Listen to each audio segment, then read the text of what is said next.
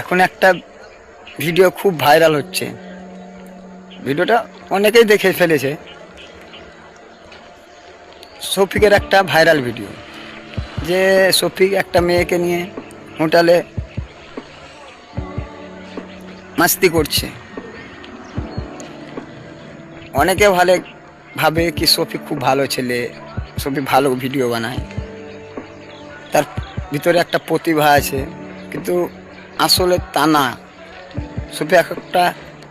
শফিক একটা হচ্ছে চরিত্রহীন ছেলে, কারণ তার ভিতরে একটা সেক্স নেশা বলে জিনিস আছে, আর থাকবে না কেন?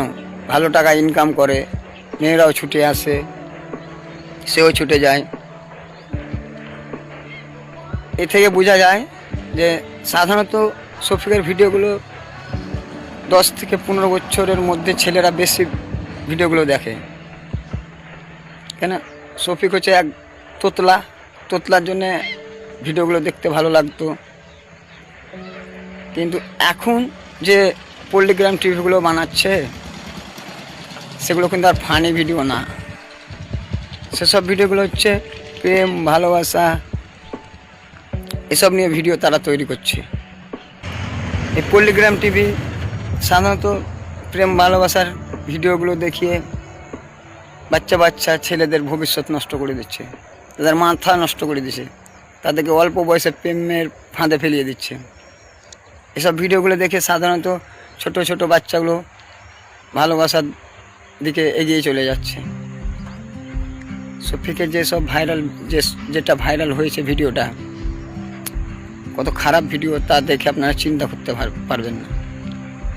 শফিকের নিজেকে সুপারস্টার মনে করে, কিন্তু আসলে তা নয়, সে একজন চরিত্রহীন ছেলে। আর একটা কথা, যে পল্লিগ্রাম টিভিটা আছে, তারা আগে পুরো ফানি ভিডিও করতো, ছোট থেকে বড় সবাই তাদের ভিডিও দেখতো। কিন্তু এখন তারা সে আর ফানি ভিডিও করছে না, তারা এখন প্রেম ভালোবাসা এসব নিয়ে বেশি ভিডিও বানাচ্ছে। আর পল্লিগ্রামের টিভিতে যেসব ছেলেগুলো কাজ করে, সাধারণত তারা 10 থেকে 15 বছরের বয়সের মধ্যে ছেলে মেয়েরা।